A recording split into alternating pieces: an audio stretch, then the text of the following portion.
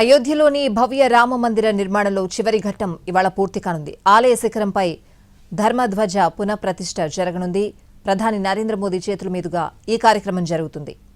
మార్గశిర మాస శుక్లపక్ష పంచమి అభిజిత్ లగ్నంలో ఈ కార్యక్రమం జరగనుంది. సీతారాముల కళ్యాణం కూడా పంచమి నాడు అభిజిత్ లగ్నంలోనే జరిగింది. ప్రధాని రాక సందర్భంగా భారీ బందోబస్తు ఏర్పాటు చేశారు. చేసిన ఏర్పాట్లపై యూపీ సీఎం యోగి సోమవారం సమీక్ష జరిపారు.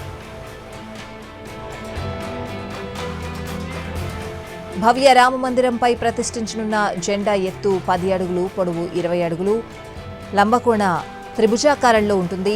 జెండా మధ్యలో రాముని ప్రతిభ, ధైర్యం, వంశానికి చిహ్నంగా ప్రకాశించే సూర్యుని బొమ్మ ఉంటుంది.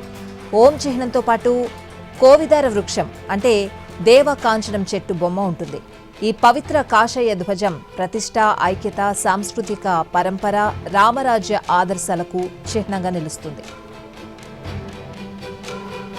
అయోధ్య రామ మందిరం ఆవరణలో నిర్మించిన ఇతర ఆలయాలను కూడా ప్రధాని మోడీ సందర్శించనున్నారు.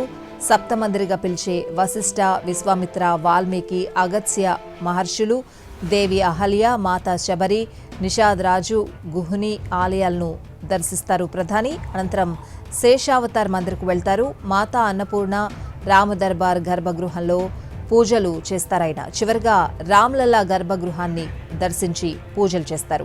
మధ్యాహ్నం ధ్వజారోహణం చేసిన అనంతరం అక్కడ నిర్వహించే సభను ఉద్దేశించి ప్రసంగిస్తారు ప్రధాని నరేంద్ర మోడీ.